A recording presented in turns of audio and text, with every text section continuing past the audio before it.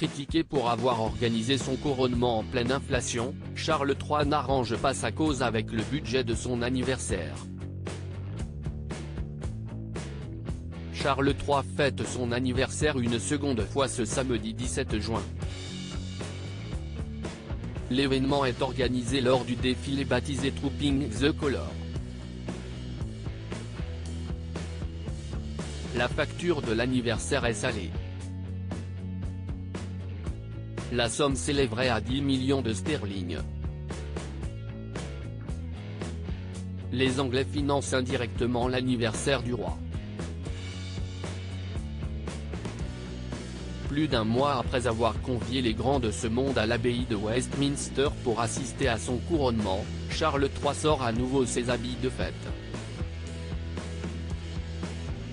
Le successeur d'Élisabeth II assiste en effet ce samedi 17 juin au défilé baptisé Trooping the Colour.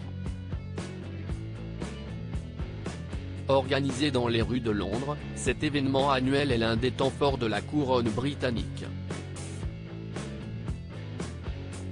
Le roi y célèbre en effet une seconde fois son anniversaire, comme le veut une tradition qui remonte à 1748.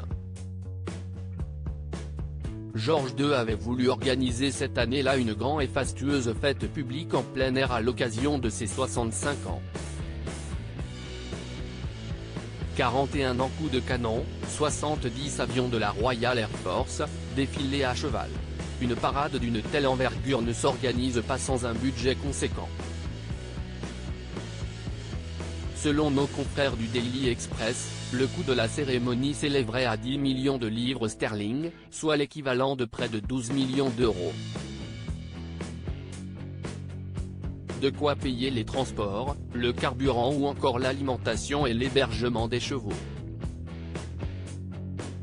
La facture particulièrement salée ne va pas arranger les affaires de Charles III.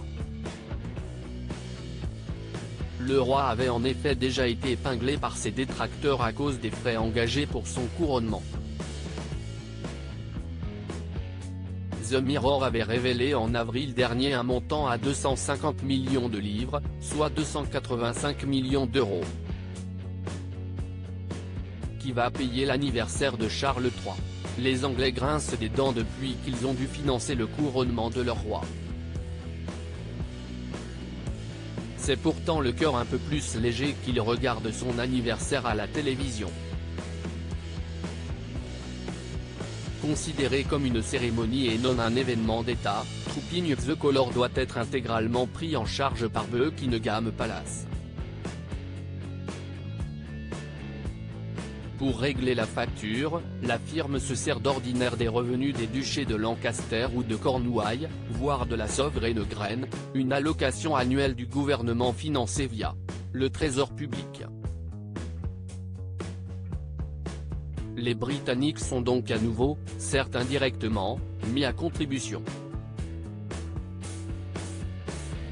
Voilà qui ne devrait pas les dérider, d'autant plus que la monarchie a reçu 86,3 millions de livres sterling d'argent de poche l'an dernier.